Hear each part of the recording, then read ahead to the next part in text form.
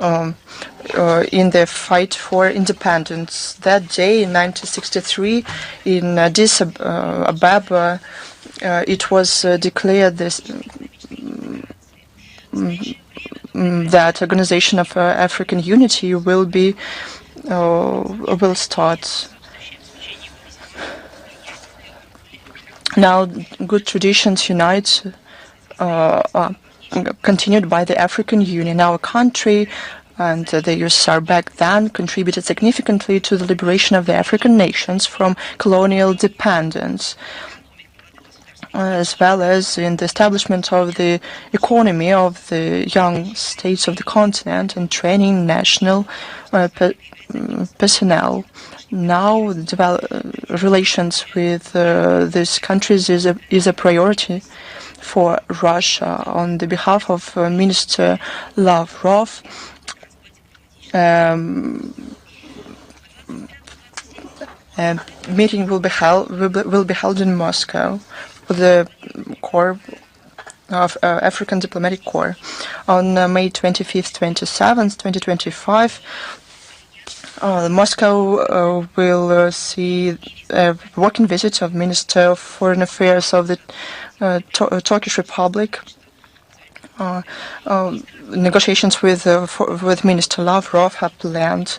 They will talk about regional issues with stress on the situation in Syria, Lebanon, and other regional issues. On May 27th, Minister Lavrov will meet with the Executive Secretary of CTBTO Preparatory Commission, Robert Floyd. This meeting will help discuss the wide range of issues in the agenda of relations between the Russian Federation and the CTBTO Preparatory Commission. Robert Floyd will be in Russia from May 24th through 28th. He is scheduled to participate in the opening of training courses for the Russian-speaking operators of wave formers of the International Monetary System provided by the CTBTO. On May 28th, in Moscow, Minister Lavrov will participate in the work of the 13th international meeting of high representatives in charge of security, and will give a speech at the plenary session titled "The Emergence of the Architecture of Equal and Indivisible Security: Challenges and Possibilities for the States of Global South and East." On May 29th, in the city of Perm, Minister Lavrov will participate in international public and political hearings dedicated to the initiative put forward by President Putin about shaping the equal and indivisible security and cooperation in Eurasia.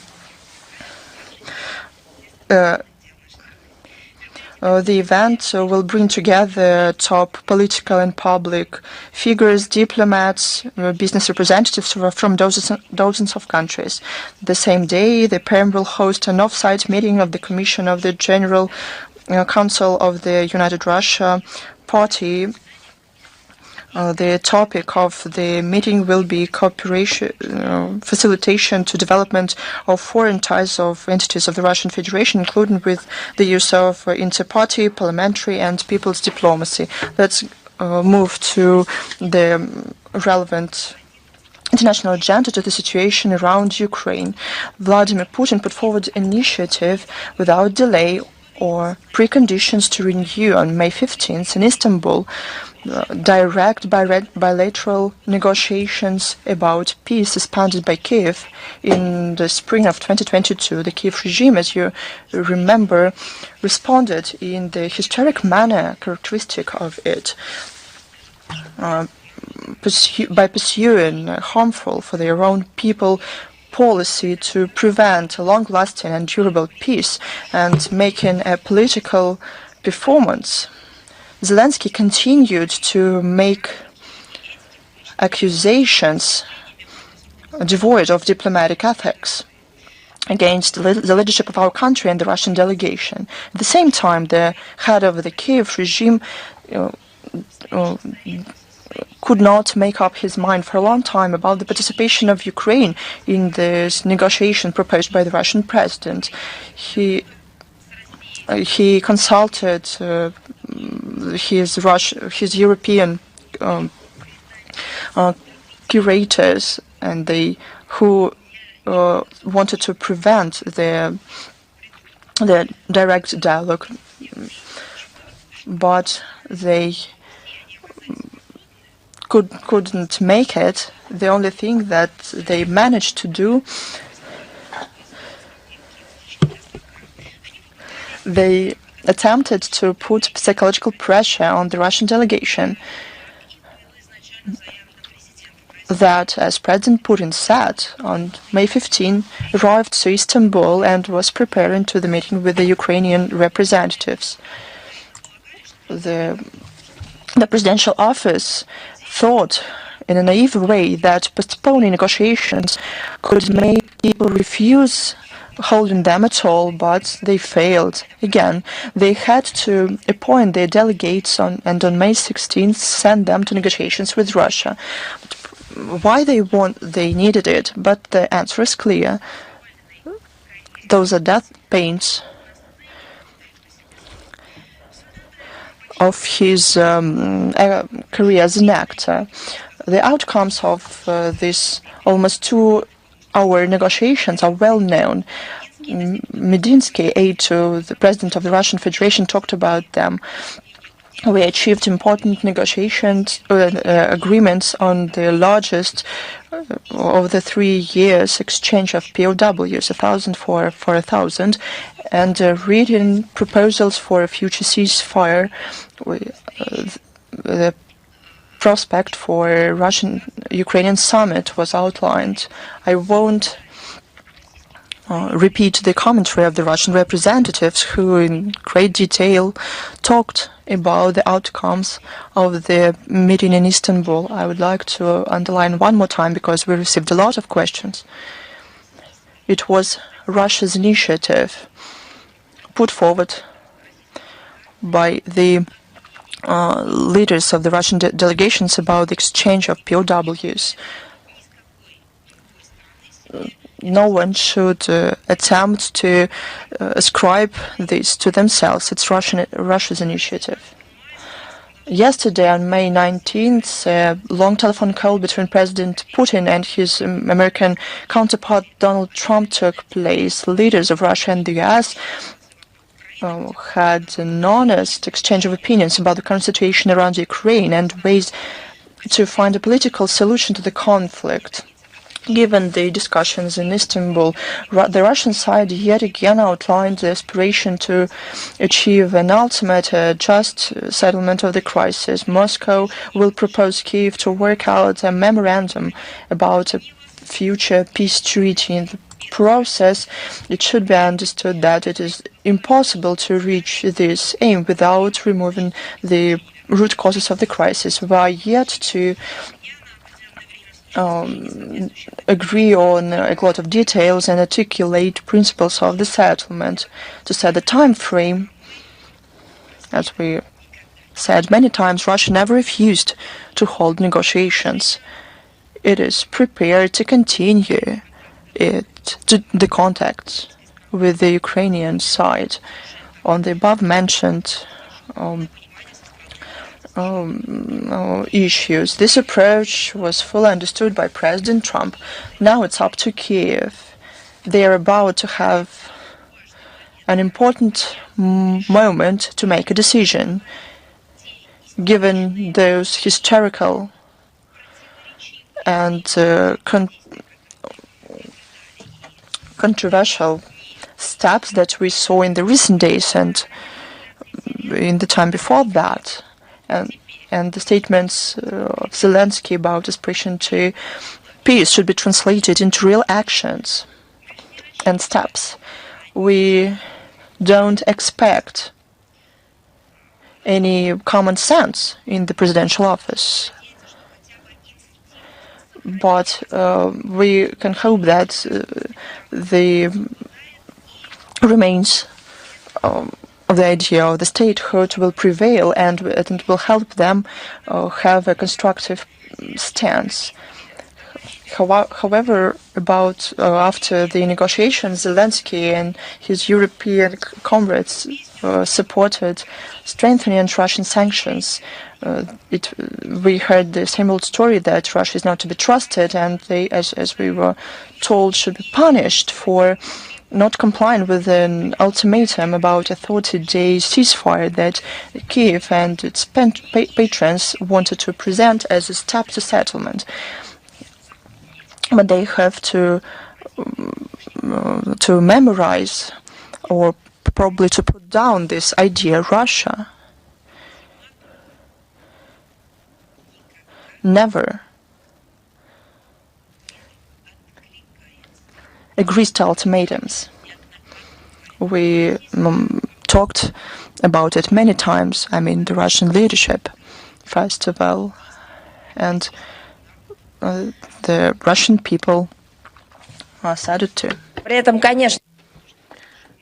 At the same time, what we're hearing from the West, this formula, this so-called formula, and it's yet another one. Of course, they're trying to come up with a formula like some alchemists on the conditions of war. It does not stand up to criticism. We've all been there before. And it is obvious that achieving peace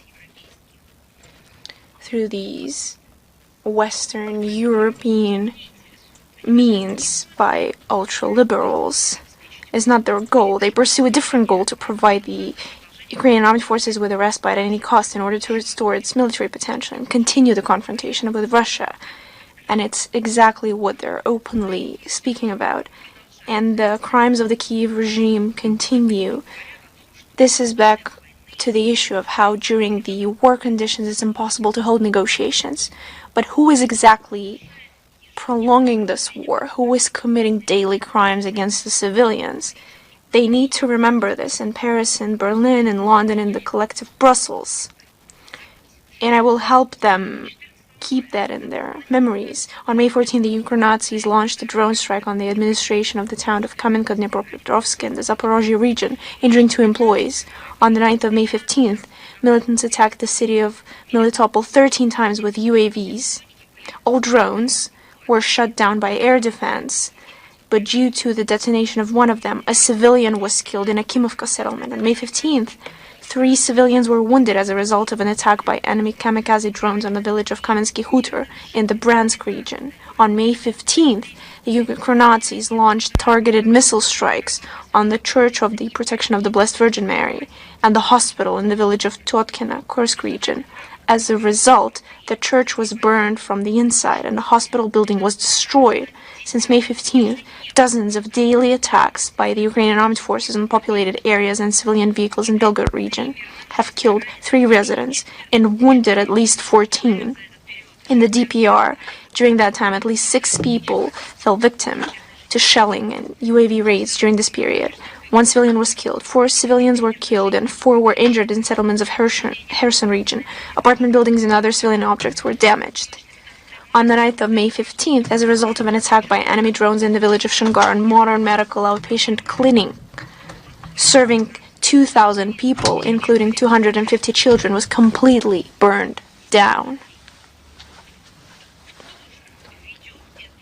So who is exactly continuing this fight? Perhaps there will be some common sense and clear minds in France and the Western Europe who will finally put a name to those who are perpetrating these crimes.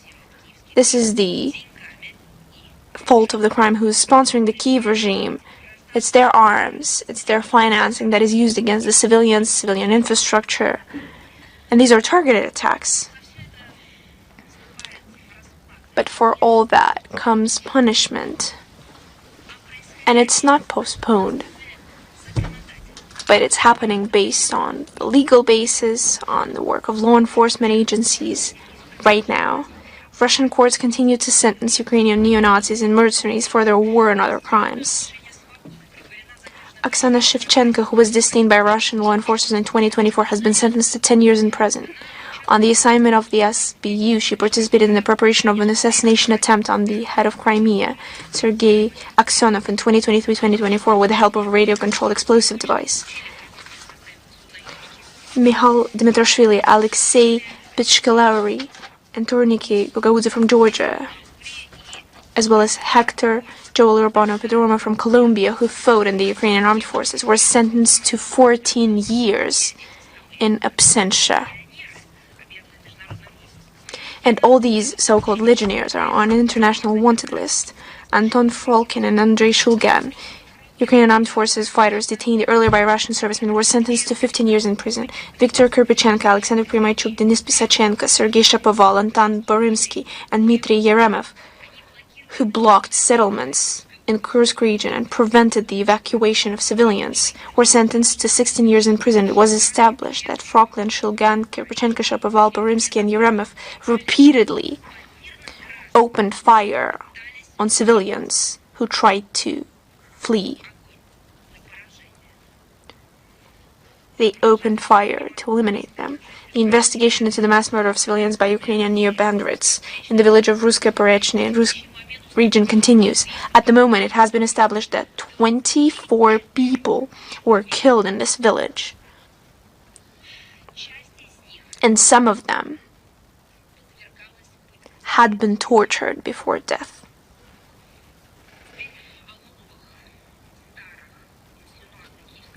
Now on the new or same old insinuations of the Kiev regime.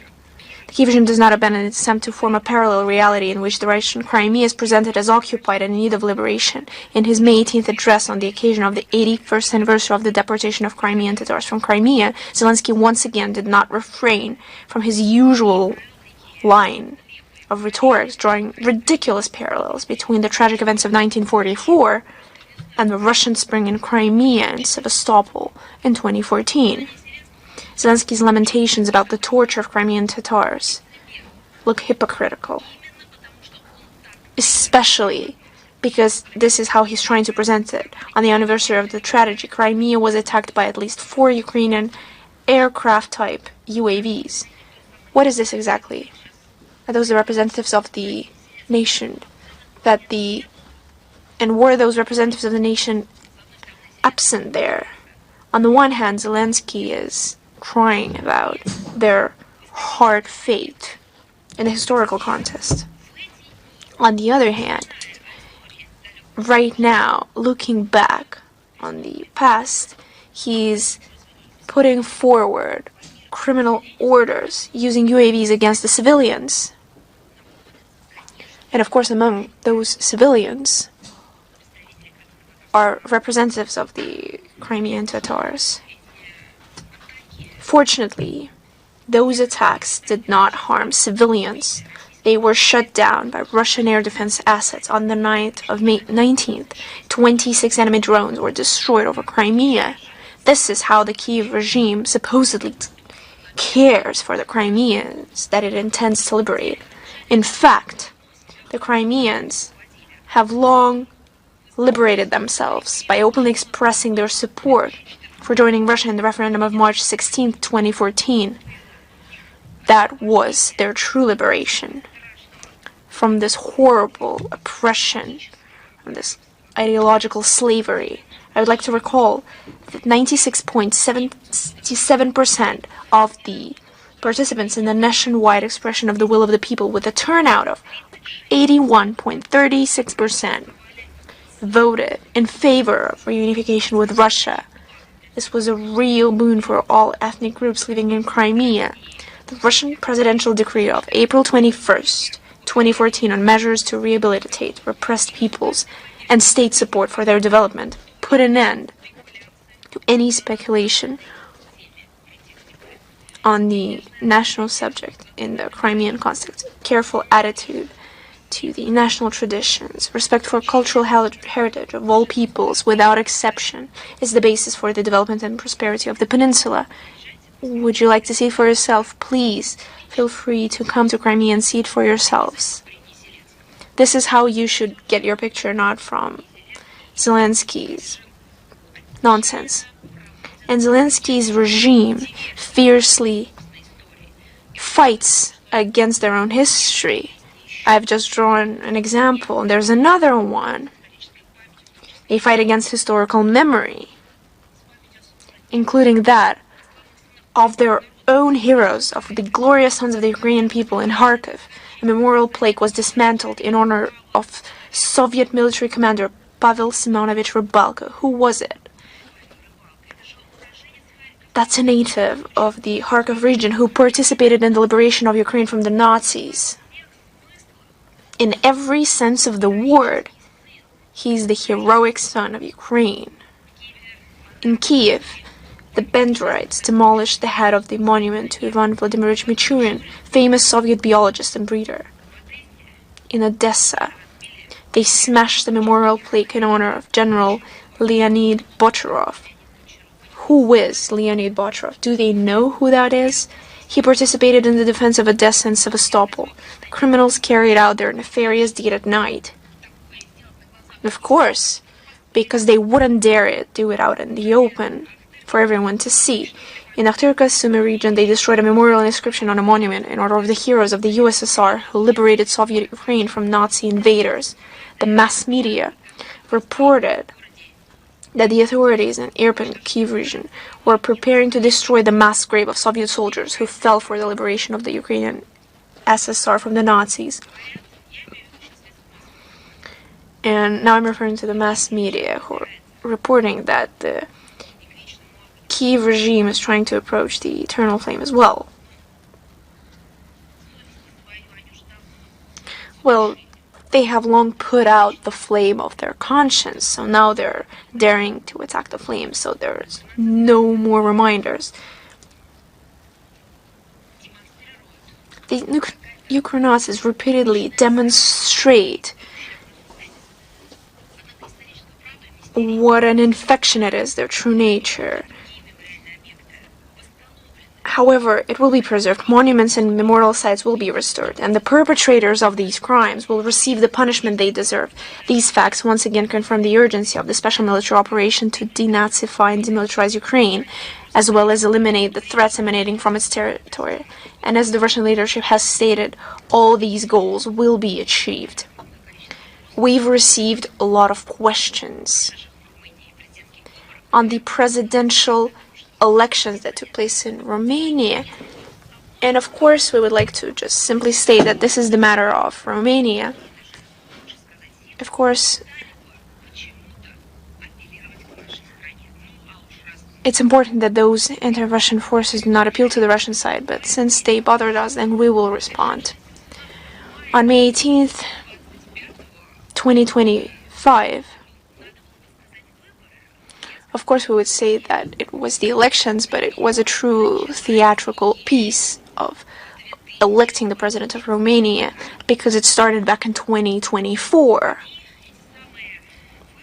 So these so-called elections, or these theatrical piece around holding the elections on the president of Romania, has taken a lot of time. It was full of scandals, and in the end demonstrated the catastrophic shoot of the trust of the population of this country toward their current authorities, towards the policy of strict following of the directives from the Brussels against national interests. The results of this course speak for themselves: deep interpolitical crisis and the polarization of the society.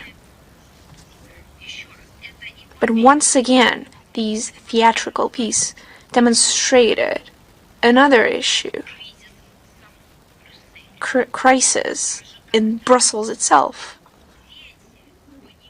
Even when children understood that something was wrong with Romanian democracy, when they revoked the rounds of elections that had already taken place, when they tried to get rid of competitors, when against legally binding conscriptures, they introduced new novellas. The collective Brussels continued to put a farce that everything was okay.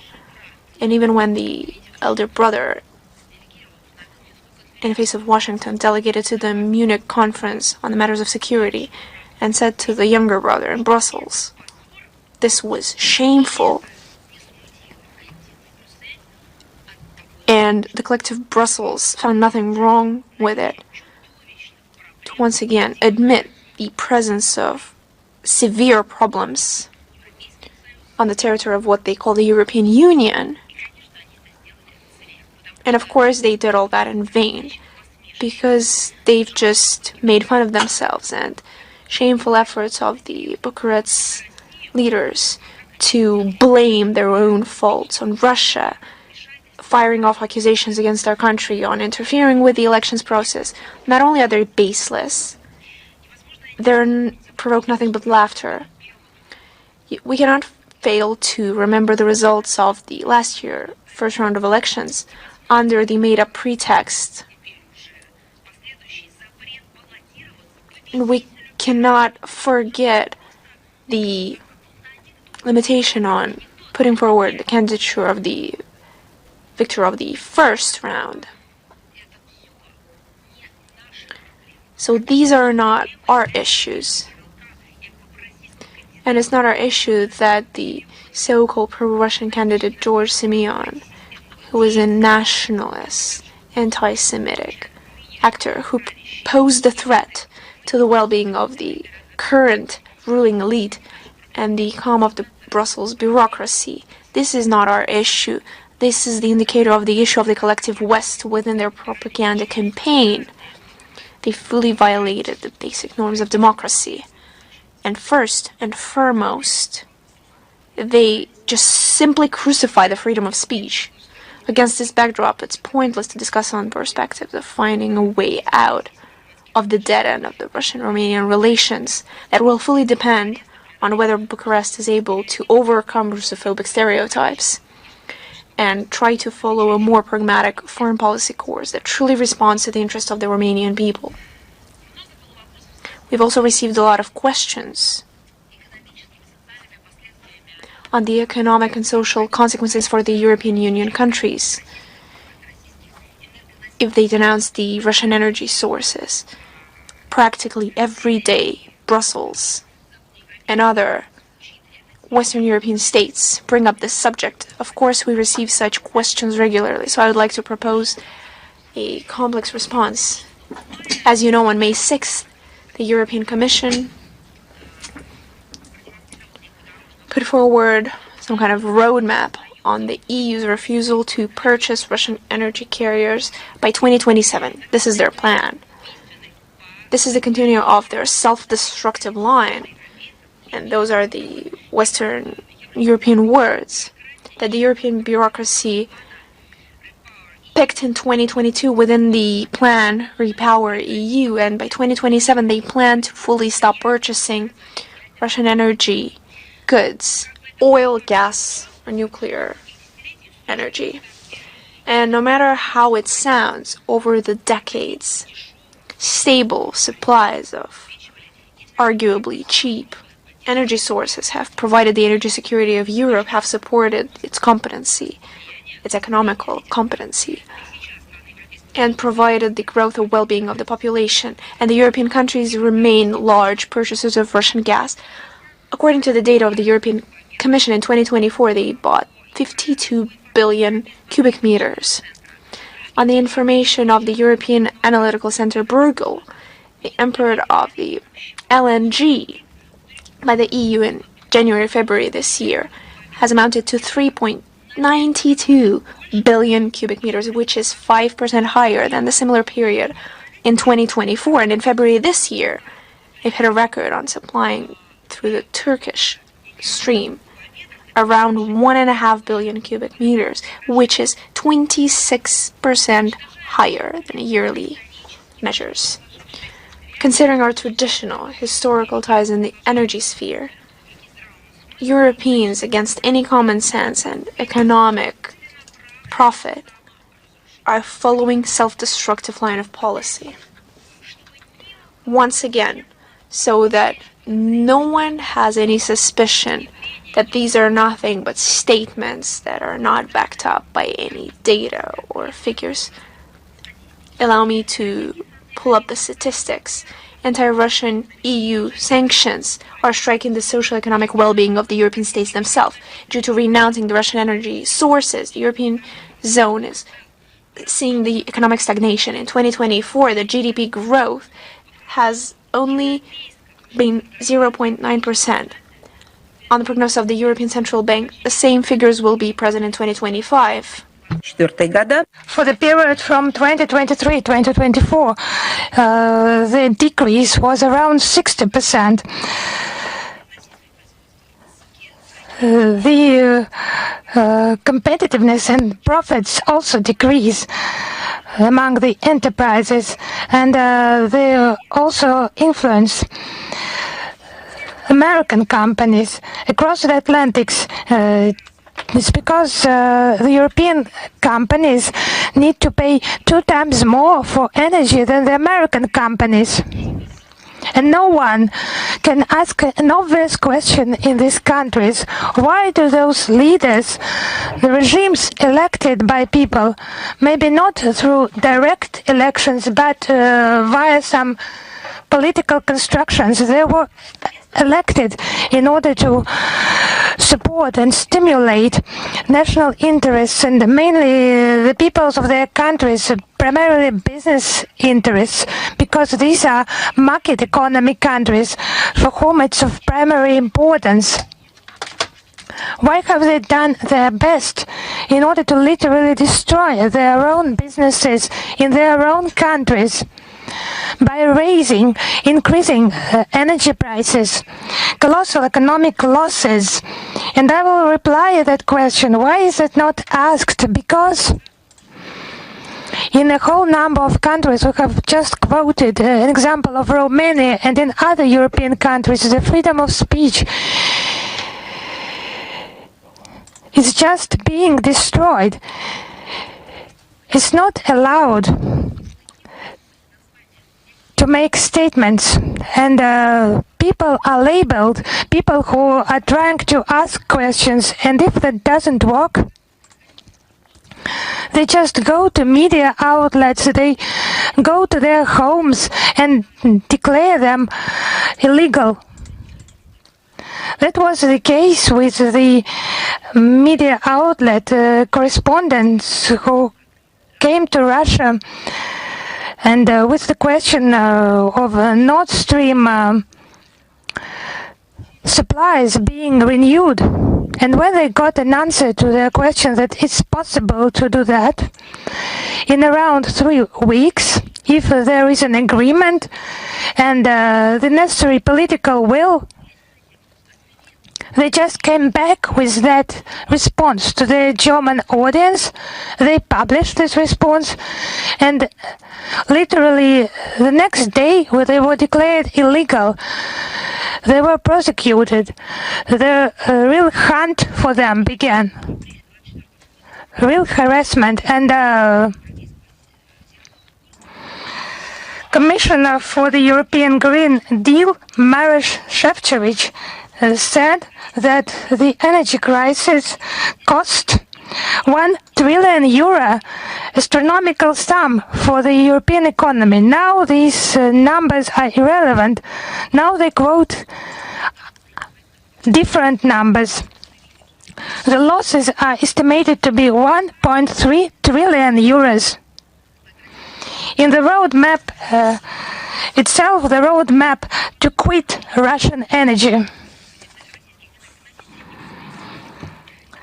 Those Russian energy supplies to the European Union, quitting them, it cost around €245 billion. It was not stimulating businesses and not even building their own alternative nuclear power plants, for example, or some other ways, development of some other ways to get energy for themselves, like hydro stations and something like that. No, €145 billion have been spent only in order in the future maybe to quit Russian energy. That's what is publicly announced in the European Union. the real harm made to Europe and also indirect losses that they do not quote, do not make public, they are much higher. We understand that very well. Just to totally quit the remaining share of Russian energy supplies in European energy balance by market ways without additional interference, it's impossible. What's additional interference? What does it mean? It's just another sum of spending for the European Union, imposed by the European officials, ending gas contracts. And it will be even more expensive and suicidal measures. Growth in the shipment of LNG. It just kills everything. But they just continue. They just continue to bite the cactus. And the European officials, they have several times postponed making this roadmap public. There are reasonable opinions coming, for example, from Robert Fico, Slovakia Prime Minister, who classified as absolutely unfriendly with regard to Bratislava, this plan. He said that the EU will suffer more than Russia. That's observed by everyone with the example of anti-Russian sanctions for the growth in gas prices. And that's the case, actually. It's not something invented. The prices in Western Europe grew by 6.7%. It's the data of the Westerners themselves. Russia has neutralized effectively many negative consequences, and the main direction of our supplies has been very quickly changed to new centers of international growth, including Asia. We transfer our payments into national currencies. Participation in foreign economic operation was about 83% for all kinds of goods. Now we look for some ways out of this situation and developing new areas of cooperation with OPEC+. Russia makes a significant input in a global and global stability and security of oil markets. It's not about economy and energy. It's like a horrible illness that is spreading across Europe. For example, in Bulgaria, there has been unfriendly actions against Russian teachers and NGOs, Russian-friendly NGOs. The Russophobic deputies of the Bulgarian parliament made requests in order to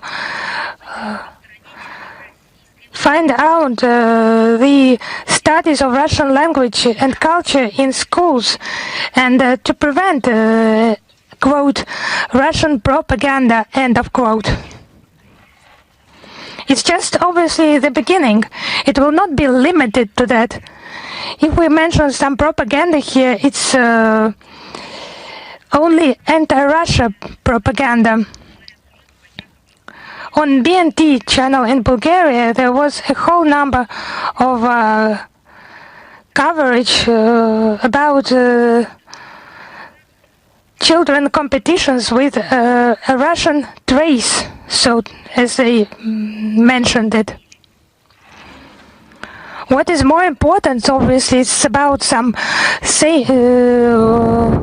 it's about just gender changing competitions, but maths, dance, chess, sports competitions. It's unhealthy, yes? Do I get it right? For official Sofia. It's just not decent to abandon common sense in that way, because someone somewhere just demanded demanded to provoke Russophobia. All that rubbish about Russian competitions with allegedly Russian trace is just broadcast throughout media outlets. It's just a classical witch hunt in the spirit of totalitarian practices of the 20th century. Those ages are long gone and conclusions have been made, but no, I think it's just it's not decent.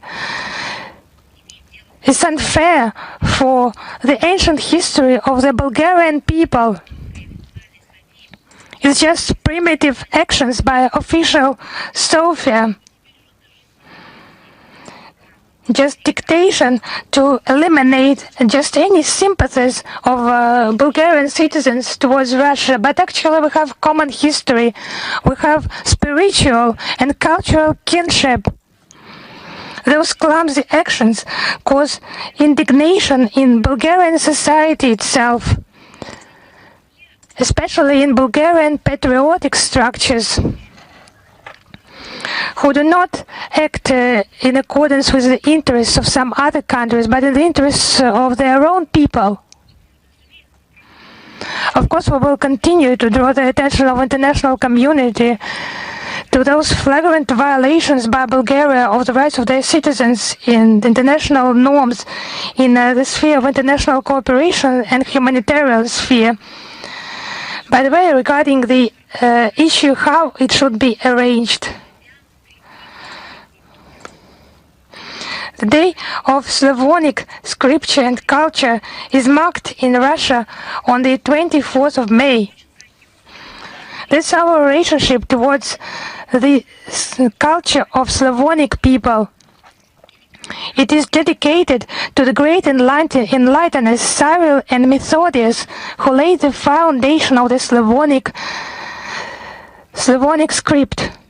We will not ignore the input of other countries to Slavonic script, to Slavonic culture. On this date, numerous events will be held in our country, the centerpiece of which will be an all-Russian festive concert with the participation of outstanding performance. His Holiness Patriarch Kirill will deliver a welcoming address. It will contribute to interstate and interfaith dialogue, foster respect. I address the officials in Sofia, strengthening fundamental moral values, respect for native languages and culture. This holiday is widely marked in our country and abroad. It reminds us of our common values, common roots of Slavonic languages. It marks the unity of Slavonic people. That's how our common past should be treated. The past that links us and still nurtures the culture of our countries, and not to destroy, not to disrupt the participation of children, as they say, in competitions with a Russian trace. In St. Petersburg, on the 22nd and 23rd May, the 23rd International Likhachov Scientific Conference will be held.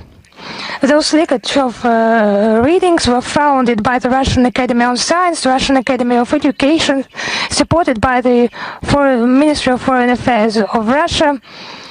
1,500 major Russian and foreign scholars, politicians, public figures, church hierarchs, well-known figures, writers, journalists, and representatives from 57 countries. It's about the major trends in the development of human society, transformation of world order, and of course the world of education. Now it is about the transformation of the world order, problems and prospects. Within the framework of the Likhachov conference since 2008, there is a diplomatic program about the international dialogue of cultures attended by ambassadors from foreign states and discussions about the issues, the relevant issues. Now the important anniversary regarding the relations of the Russian Federation and the Kingdom of Cambodia, the joint declaration on the principles of friendly relations. Our states have a broad, progressively developing political dialogue, trade and economic cooperation, growing humanitarian ties. Russia and Cambodia successfully cooperate on international and regional platforms. The rich experience accumulated during the last decades will further strengthen cooperation, mutual exchanges for the benefit of our countries, for stability and security in Asia-Pacific region and the world as a whole. One more important event.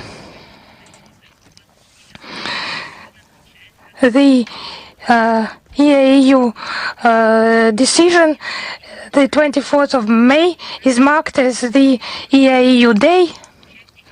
It's based, this organization is based on respect for the interests of every participant.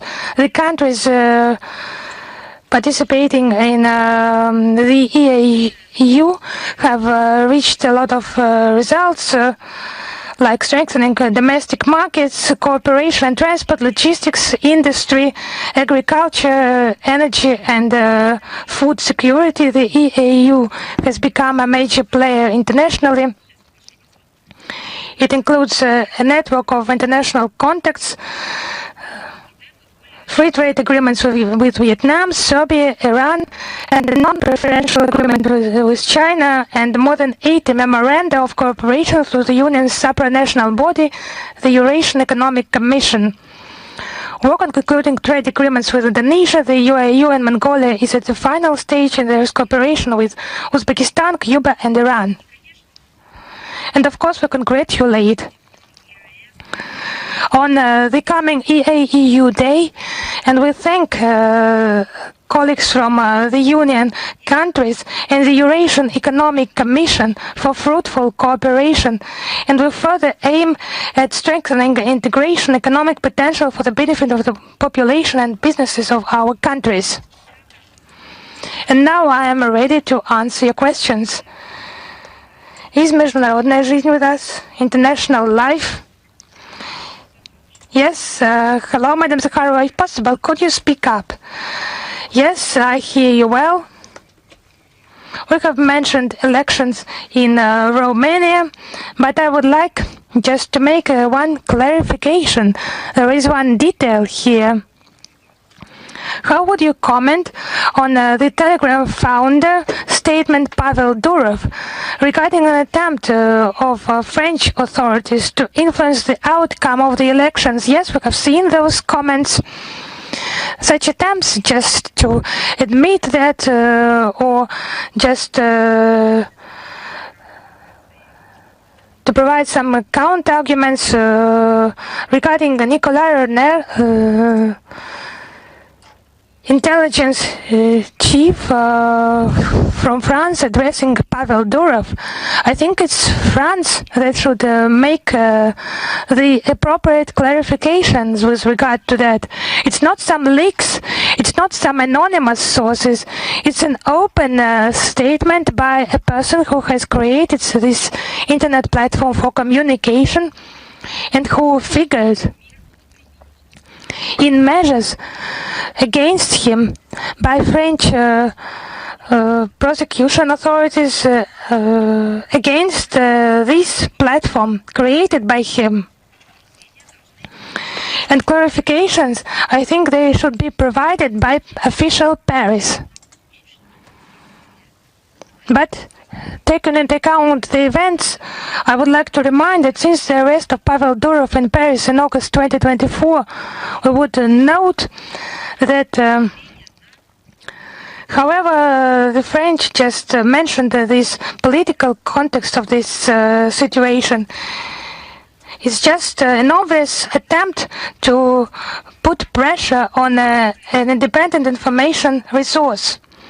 These platforms, they're just transborder trans-border platforms for communication, and every country should regulate its activities on its own, in its own manner, but there are instruments for the resolution of those issues in a civilized manner, especially in the countries who say that no one has the right to somehow put pressure on business representatives,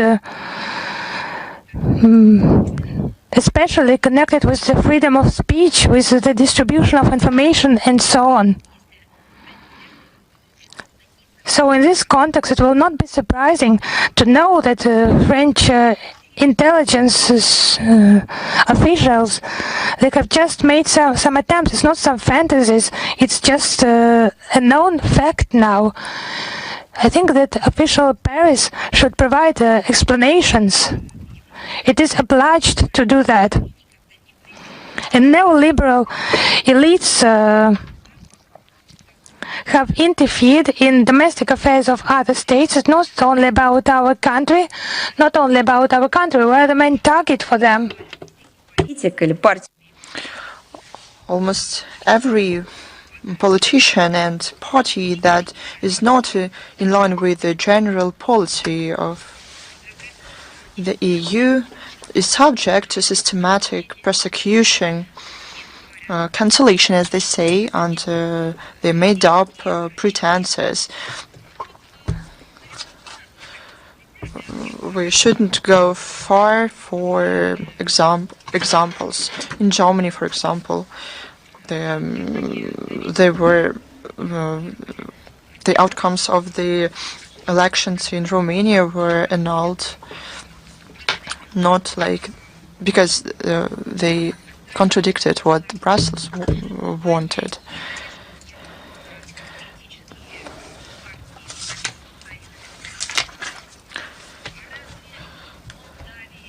Isn't the situation in Moldova the same?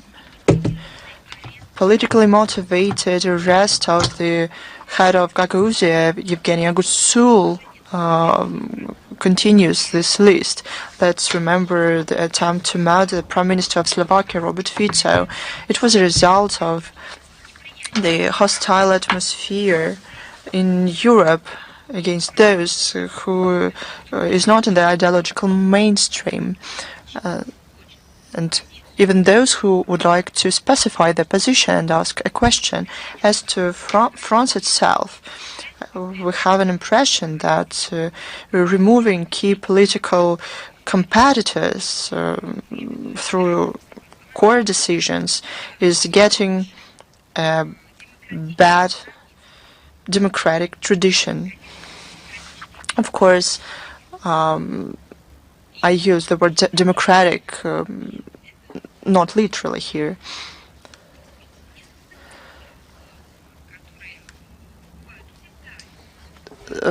There are situations that they can happen everywhere, but political competitors are removed in France in particular, and in this country those cases are rubber-stamped.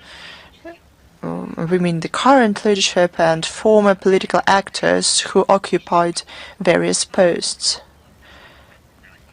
So the competitors couldn't claim anything in future. No, the case with Strauss-Kahn was a very vivid example.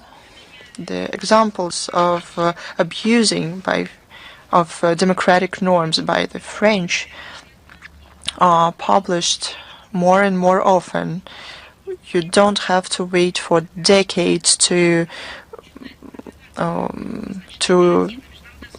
know this information. The international community has an opportunity to draw conclusions what the lessons of democracy by the French worth. The same applies to the statements from Paris against other countries. Let them answer to all the questions that were asked publicly. Oh, and I have one more question. You almost touched upon this topic about financing Ukraine at the expense of the European countries. How can you comment on the outcomes of the EU-Ukraine Defense Forum? It was the second one.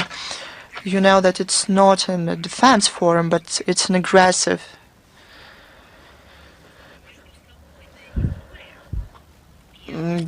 get-together, and it's not the only one. It's one of a set of events. It is generated by the leadership of the EU to keep afloat the tools like the Kiev regime and to use it against Russia. It ended up with the statement about the integration of the Ukraine industry and defense base into the European defense base, in line with the ideas put into the so-called White Book on the European defense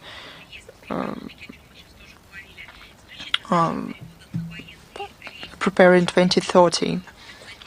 They use cheap defense capabilities, and the policy of the EU to force militarization of the EU to the detriment of the people of this association. It is obsession of the EU with destroying everything aimed at political and diplomatic settlement, not only around Ukraine.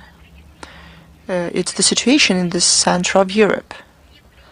It's an obsession with refusing finding ways out to settle the Ukrainian crisis. It is some kind of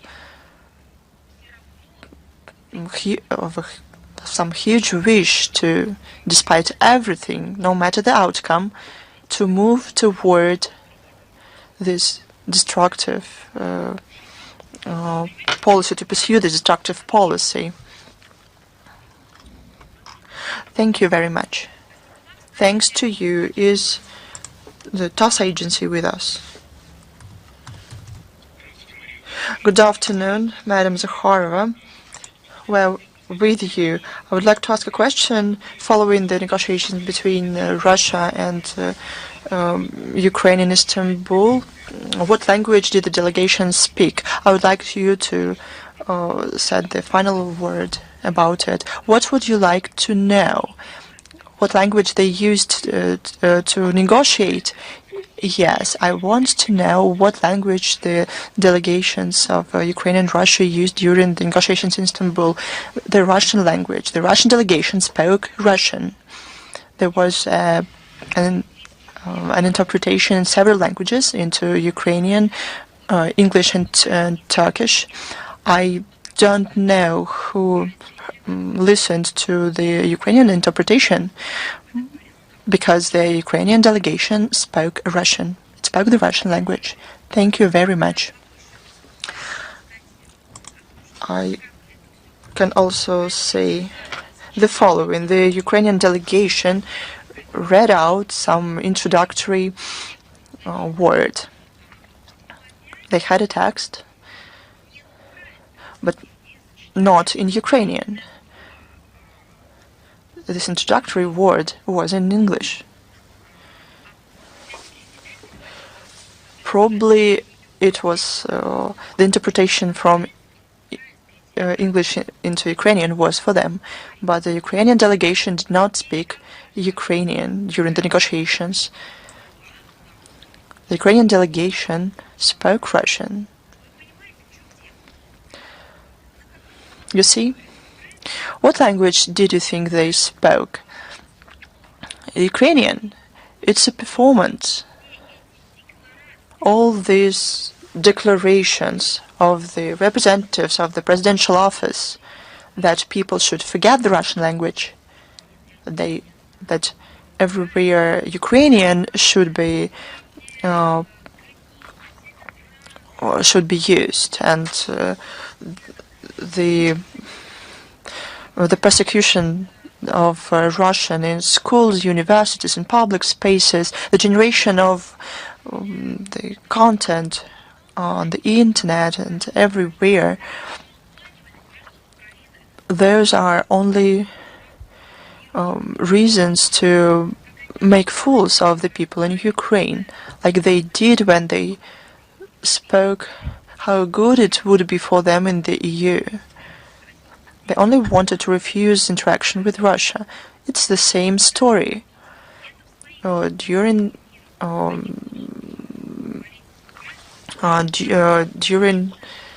public meetings there, they can speak that the leadership of Ukraine moves towards this, but they are moving towards the countries where they hit what they stole. They find people in Ukraine who speak Russian, and at the same time they shamelessly use the Russian language. It's one more manifestation of these terrible lies that the Ukrainian people are subject to by the Kiev regime. They don't like the history and the culture of Ukraine. That's why they try and destroy it. History and culture of Ukraine has ties with Russia. It doesn't mean it doesn't have its own identity. Of course it has. It has its own history and culture, but it has close ties with Russia, with the Russian language, with the Russian literature, as many representatives of the common country we lived in. They spoke two and even more languages. They were Ukrainian, but they associated themselves both with Russian people. No one divided themselves, but they only underlined their own richness, their special identity that they received from by the right of their birth. But people in Ukraine are robbed of even this. They are left without the Russian language, but even during the official negotiations they speak Russian. And there was an interpreter, but who he interpreted to is unclear, because the Ukrainian delegation spoke Russian. Thanks to you. Thank you. Is Vestia with us? Good afternoon, Madam Zakharova. We have two questions for you. The first one is quite a big one. How does Russia see the preparedness of Ukraine for further dialogue? What are the key obstacles to the large-scale settlement? What conditions unify Russia and Ukraine, and what further steps are planned by the Foreign Ministry for negotiation process? I spoke about it in great detail today. Mr. Medinsky talked about it, and representatives of and our top officials commented on this, both in the administration of the president, and I think that those answers are excess. You heard them all. I'll tell you one more time. I talked about it, but I'll repeat myself. It is important to implement what we managed to agree on in Istanbul on May 16th about the biggest over the 3 years exchange of POWs, 1,000 for 1,000, and the written proposals for a possible future settlement process. Given this, we'll make further steps.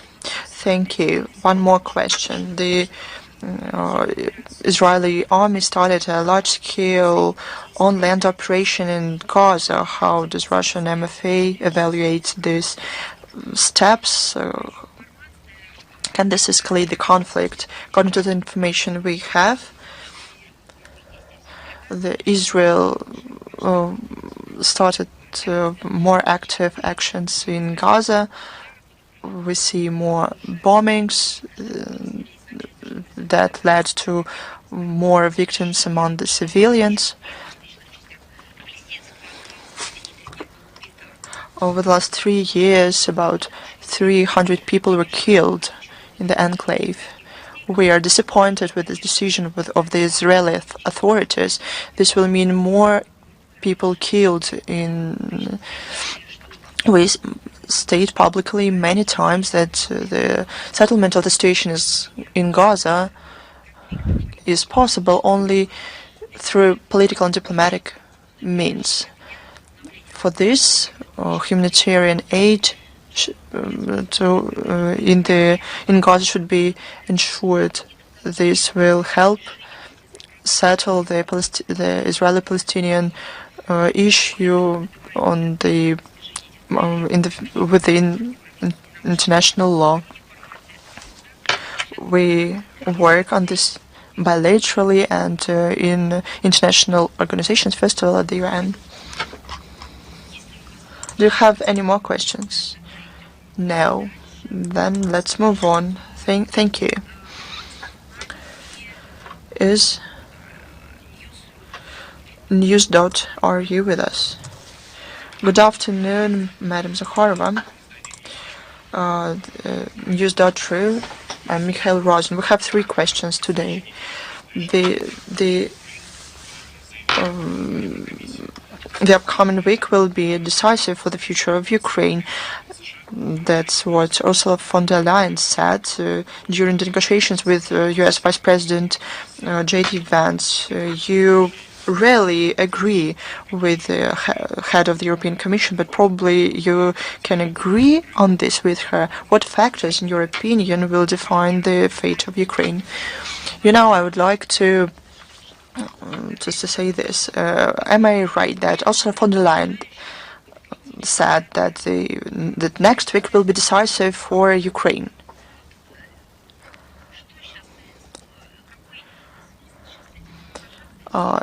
Is there any point to agree or disagree with this? We'll talk about it, but this phrase was critical 3 years ago. By the way, Ursula von der Leyen 3 years ago hold this very position. She worked in the European bureaucracy. Why? Back then, when the negotiations in the spring of 2022 started, she did not say that the upcoming week or days would be critical for Ukraine. But it was true back then, because first, they could encourage the negotiation process, but what did they do, including Ursula von der Leyen? They talked the Kiev regime out of it. They didn't talk about the negotiation table, about diplomacy. They talked only about the battlefield. And those who is stronger will be right. When Boris Johnson came to Kiev and made Zelensky to refuse the negotiations in the spring of 2022, where was Ursula von der Leyen? She could say that it was the European continent they talked about, and it was critical to continue the negotiation process. But she did not say that. But she's a fiery woman. She can respond to anything. She has an opinion on everything. But she did not say that because they hoped for another outcome. They wanted to inflict a strategic, as they make up, a strategic defeat on Russia. That's what they thought about.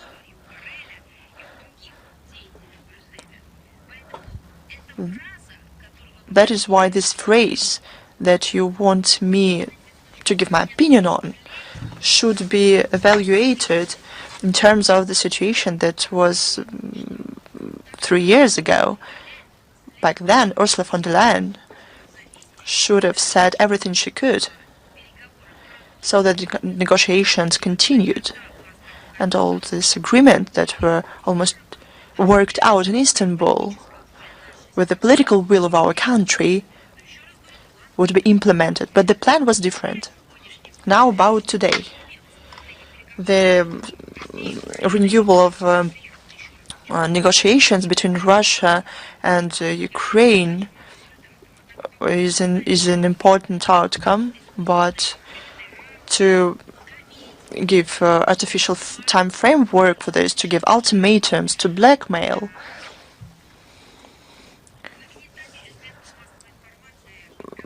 to create hype around it is counterproductive. So once again, I don't think it's necessary to agree with this wording for the exact same reason I've just mentioned. These words should have been said 3 years ago. And secondly, right now, we need to support the process itself and the implementation of what the sides are agreeing upon, not back one side or bringing Zelensky over to one corner, whispering something to him between the tissues of paper and sugar as for the future of Ukraine. Unfortunately, the country has long lost the ability to make important, even necessary decisions, because now, for many years, not just years, for many decades, those decisions have been made for the Ukrainians, have been worked out even by those who are truly in charge of them, those who dictate to the Kiev regime how they should behave, who specifically dictate the course of Ukraine when it comes to internal and external policy. 3 years ago, Russia and Ukraine, after the negotiation process, have come close to reaching a peaceful settlement. But there is an important nuance here. Back then, the situation on the ground was different. And back then, Ukraine was capable of preventing their loss of territory, because the negotiation process had been launched. But after the interference of the former British Prime Minister Boris Johnson, Kyiv refused to make any independent steps, has continued fighting, has renounced dialogue with Moscow, has continued fight until the last Ukrainian. And what has it resulted for the Kyiv regime? You can see how it turned out for Ukraine. Whether anyone has learned any lesson from it, it's hard to tell, but I believe we will see it in the near future. Thank you very much, Madam Zakharova. And if you will allow one more question. State Secretary of the U.S. Marco Rubio has warned that the Congress in the nearest time could exert further pressure on the anti-Russian sanctions if there is no progress on Ukraine. He also added that this initiative has significant support in both chambers of the American Parliament. Is the Russian MFA considering this statement as a threat? You see, we are taking note of all the statements coming from the high-ranking U.S. officials, and I believe that the current U.S. administration, there are clear minds in there, and they understand that pressure and blatant threats to Russia are counterproductive. They will bring no result. And history has proved it time and time again, even in the recent years. After the long pause, the Russian-U.S. contacts are restoring. Since Trump's inauguration, there have been 3 phone conversations of the leaders of our countries, which demonstrates mutual interest, even in the face of current disagreements, which is productive for interaction. And I would like to go back to your phrase. You've mentioned that Rubio warned on more severe sanctions if there is no progress on Ukraine. Is it possible for them to work out the same line of work when it comes to Boris Johnson? Because it has been proved, and it's now a well-known fact, that Boris Johnson undermined the progress on the Ukrainian resolution. Everyone knows it.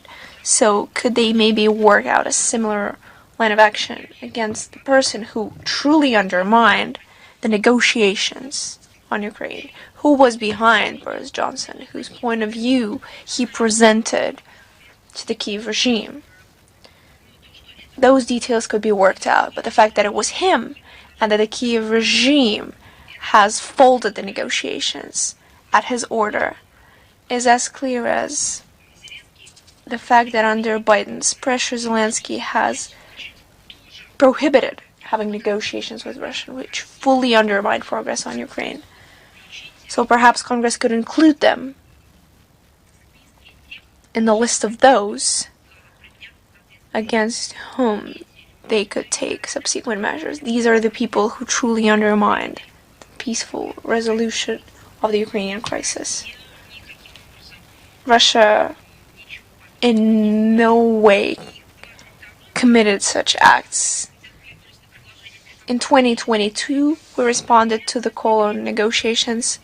Before that, 7 years, we've asked to implement the agreements, the Minsk agreements, and before 2014, we've talked how should the West continue to put forward their rhetoric on Ukraine, then Ukraine will be split in two.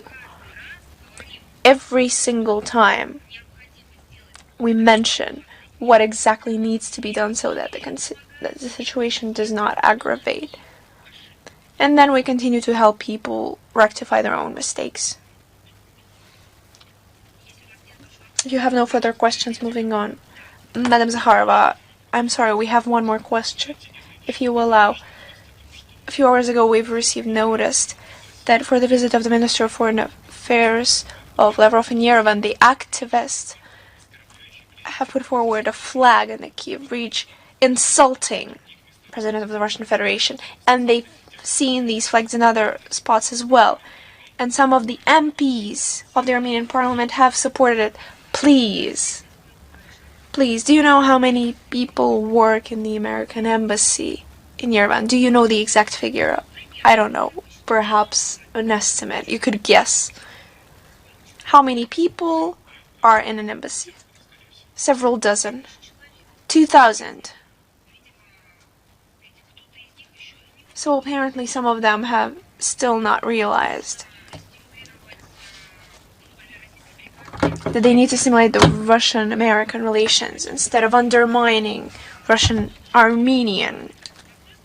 So apparently someone is residing in the US embassy following the old guidelines. Perhaps someone has still not run out of money allocated through US aid, which was exactly in charge of projects like these.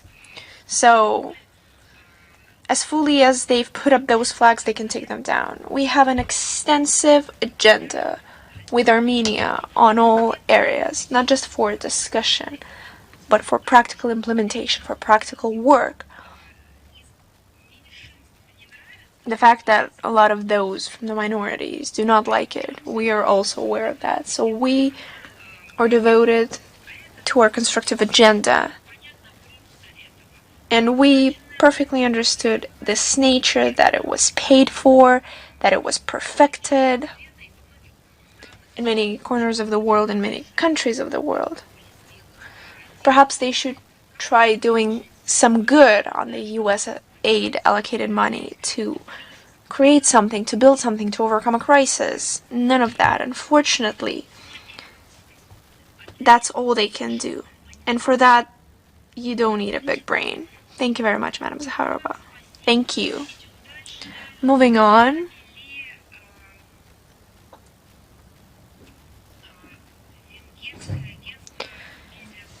Media Works Hungary, are you with us today? Thank you. Good afternoon, and thank you the possibility to being here. I have only one question: that does the direct communication between President Putin and President Trump have a direct impact? Вы знаете, вы не могли бы уточнить? Excuse me, could you please detail what exactly you're asking? Because you have very wide phrasing and not clear phrasing. Could you specify specifically what you're trying to find out through your question? Direct communication between president and president. Does it have direct influence? What exactly? Direct impact, that is it better for the peace talks or the peace negotiation? Are there any direct impact for this? Мне сложно представить, я правда, честно говоря, не знаю. I'm sorry, it's hard to imagine for me. Perhaps we've learned the hard lessons during the Biden administration, who had no direct influence on any processes in his own country. But I think that the current US president is more than actively analyzing and understanding the situation around Ukraine. It was part of his electoral campaign, the resolution of the situation in Ukraine, and this is part of his active international steps during the very first days following his inauguration. And as for the Russian president, both the situation around Ukraine and negotiations with his foreign colleagues are being conducted with clear outset of implementing the agreements that the sides have been discussing. So it's quite surprising that you pose such a President of Russia, Vladimir Putin, and President of the US, Donald Trump, considering the fact that both presidents are truly, sincerely aware, and they're continuously talking about the necessity of resolving the situation. So it's clear that there will be direct influence on this. They're making orders to their employees, to their administrations, to their diplomats. They're putting forward proposals, they're hearing out reports, so I don't think I can take on a competence to comment on that. But it's such an obvious fact, it's such a well-known truth for the Russian side that the only thing I can do to answer your question is, and I think that yet another proof of what you're asking about is that it's the US President Donald Trump who mentioned the necessity of eradicating the root causes of the crisis. Not just the surface vision of the situation, but truly going in deep, understanding the situation in depth. That's yet another proof that there is direct influence. I don't know, perhaps it's something getting lost in translation and you're trying to suggest something else, and then I can forward your request to the President administration. But I would like to recall, and I've already spoken about it, it's a well-known fact, but to support my response, that it was the initiative of the Russian president on holding direct talks with the Ukraine and sending by the Russian president of the Russian delegation to the talks that took place in Istanbul, and the daily commenting of the situation by the head of state clearly showcases that there is direct influence, is evident. Спасибо вам. Приходите еще. Thank you very much. Please come again. Is Almayadin with us today? Yes, good afternoon, Madam Zakharova. Can you hear me? Yes, I can hear you. President Putin has invited heads and leaders of Arab states to meet on October 15th this year. What is your assessment of the Russian-Arab relations?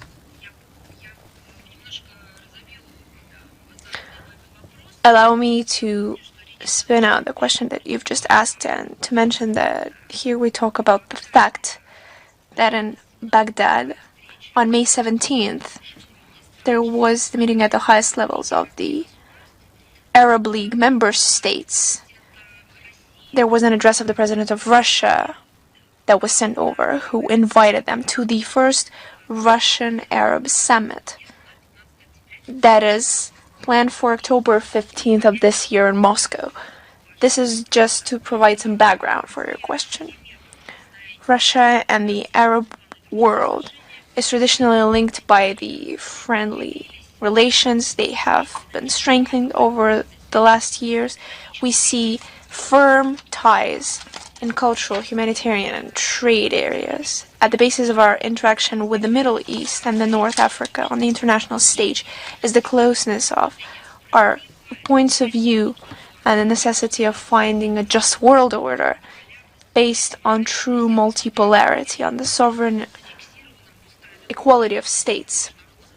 Following the UN principles of international law, Russia consequently advocates for resolving any issues through diplomatic channels and contributing to finding peace in this region. We support our partners and we maintain close contacts with them, and we believe that the successful outcome of the first Russian-Arab summit in Moscow this year will add a positive impetus to the development of partnership and cooperation between our countries, between Russia and the Arab League states. Thank you. Thank you. Is the Moscow Post with us? Yes, we have only one question today. Estonia has tried to capture the ship that was heading for the Russian port, and the German MFA stated the necessity to strengthen the patrol in the Baltic Sea. What is planned through the MFA line in order to stop the provocations and provide the freedom of the ship transits in the Baltics? You see, we have repeatedly commented on the provocative statements of the NATO states and its member states who try to present the Baltic Sea as their own sea, try to redraw the order of shipping that is enshrined in the international law. And the allies on the Northern Atlantic Union try to impose their own rules that they believe will allow them to control any transportation that takes place through Baltics, especially those that they claim are conducted in the interest of Russia. For example, at the end of last year, NATO have fired off baseless claims and accusations against us on the disruption of underwater lines of energy and telecommunications. And in January of this year, they've launched the operation of Baltic Control to supposedly protect this submarine critical infrastructure. You see, they talk about some imaginary world. They talk about some explosion underwater. Because this was conducted against our joint civil infrastructure, against Nord Stream 1 and 2. This is what should be investigated. This is what should have been analyzed. But why, they say, when they should instead come up with nonsense, appoint a watchguard, and now they resort to active steps against the freedom of world shipment. That's exactly how you should interpret it, against the freedom of international shipment. Last week, they've tried to push out into Estonian territorial waters the ship of the Gabon flag, which was trying to reach the Russian ports. They didn't achieve any results. and due to the actions of the ship crew, they failed. So what's next? Will they pursue a line of active piracy? Will they try to sink ships? Will they try to spoil it somewhere else? Let's look at the situation from the legal point of view, from the point of view of international law. In the Baltics,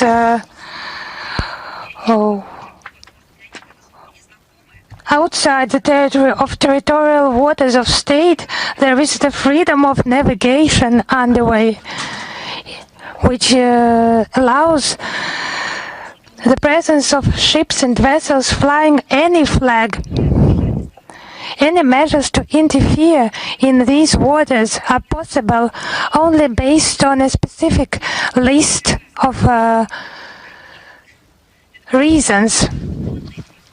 Some protection, as they put it, of underwater infrastructure, checking ship documents is not included into this list, the list of reasons. According to the convention, UN Convention on the Law of the Sea of 1982, coercive measures against a foreign vessel, it is necessary for the state whose flag the vessel is flying, the state must agree.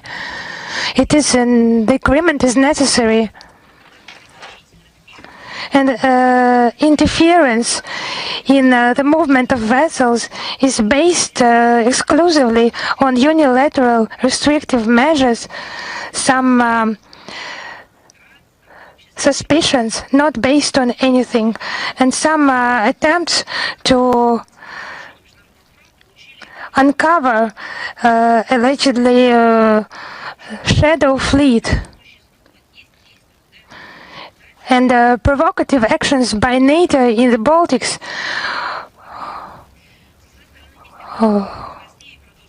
were not accepted by international community and negatively assessed. Our reaction will continue. Reaction against the abuse, violation of rights in sea waters, especially if these actions create risks for the security of navigation.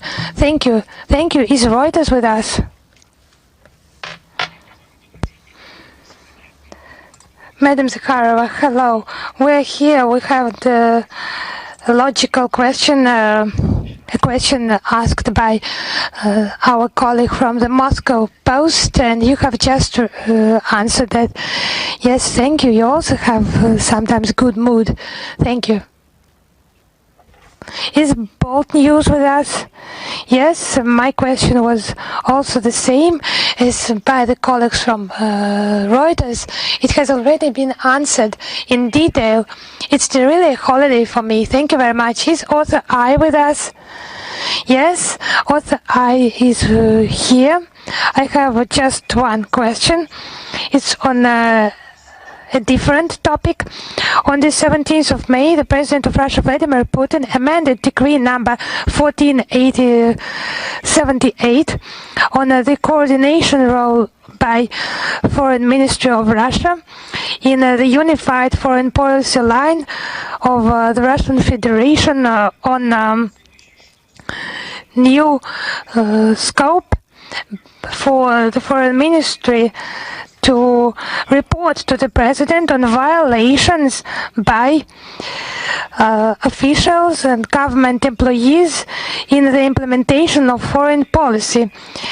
If that can be made public, what was the reason of these amendments, and does it mean that officials should now agree on the stance with the Minister of Foreign Affairs of Russia?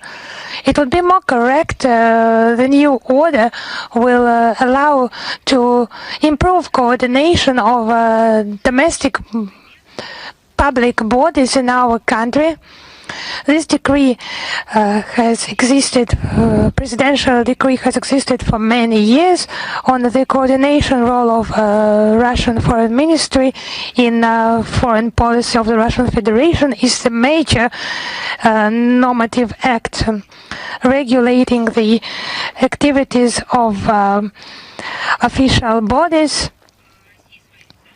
and territorial entities, and official bodies should agree upon the actions with the Ministry of Foreign Affairs, the actions regarding international partners, and this order is in place for, as you see, 14 years, yes, and since the 17th of May this year, some amendments have been made. Something new within the scope of the Ministry of Foreign Affairs, reporting on violations of the requirements by this decree, and there are proposals in that regard. Thank you very much. Thank you. If you have no more questions, then goodbye to you. All the best to you. Prosperity to you.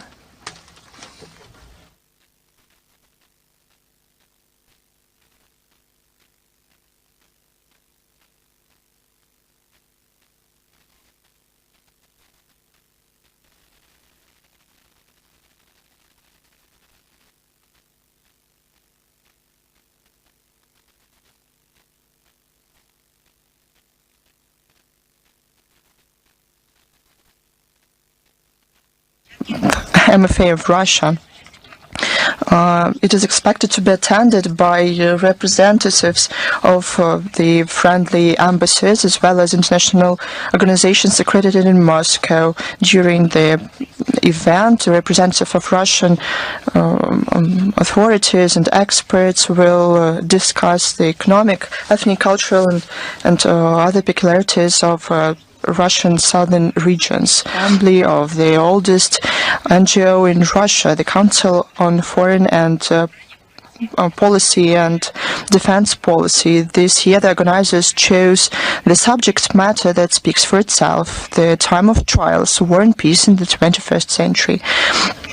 This council unites the researchers in international affairs, diplomats, economists, and members of the military. This platform discusses the relevant issues of Russian international agenda. Our ministry highly regards the constructive relations with the leadership of the council. And the minister will share the evaluations of the current stage of the development of the situation in the world. The open part of the speech of Sergei Lavrov will be broadcast online on the information resources of MFA. On May 25th, as you know, the Day of Africa is celebrated. It's an international holiday that symbolizes the unity and the victory of the African countries in the fight for independence. That day in 1963 in Addis Ababa, it was declared this that Organization of African Unity will start.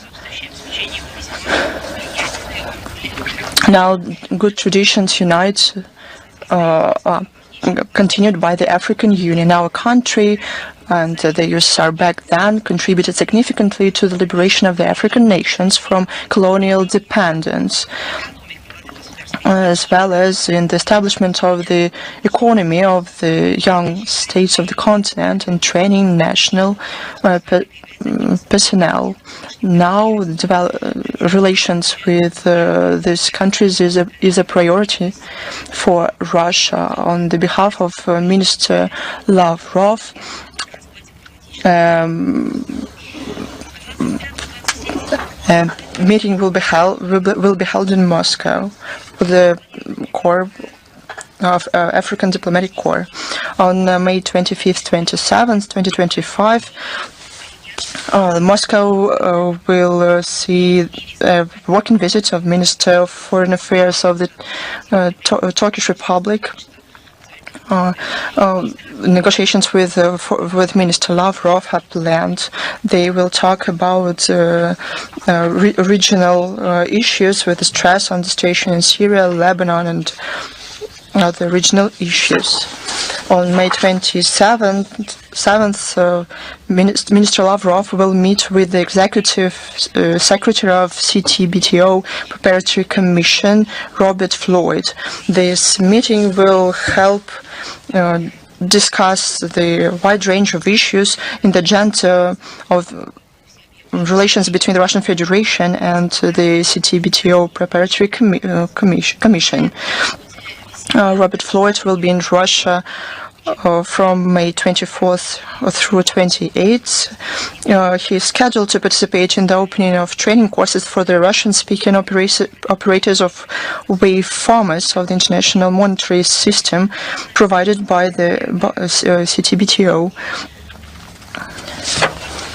On May 28th, in Moscow, Minister Lavrov will participate in the work of the 13th international meeting of high representatives in charge of security, and will give a speech at the plenary session titled "The Emergence of the Architecture of Equal and Indivisible Security: Challenges and Possibilities for the States of Global South and East." On May 29th, in the city of Perm, Minister Lavrov will participate in international public and political hearings dedicated to the initiative put forward by President Putin about shaping the equal and indivisible security and cooperation in Eurasia. The event will bring together top political and public figures, diplomats, business representatives from dozens of countries. The same day, the Perm will host an off-site meeting of the Commission of the General Council of the United Russia Party. The topic of the meeting will be cooperation, facilitation to development of foreign ties of entities of the Russian Federation, including with the use of inter-party, parliamentary and people's diplomacy. Let's move to the relevant international agenda to the situation around Ukraine. Vladimir Putin put forward an initiative without delay or preconditions to renew on May 15th in Istanbul direct bilateral negotiations about peace suspended by Kiev in the spring of 2022. The Kiev regime, as you remember, responded in the hysteric manner characteristic of it, by pursuing harmful for their own people policy to prevent a long-lasting and durable peace and making a political performance. Zelensky continued to make accusations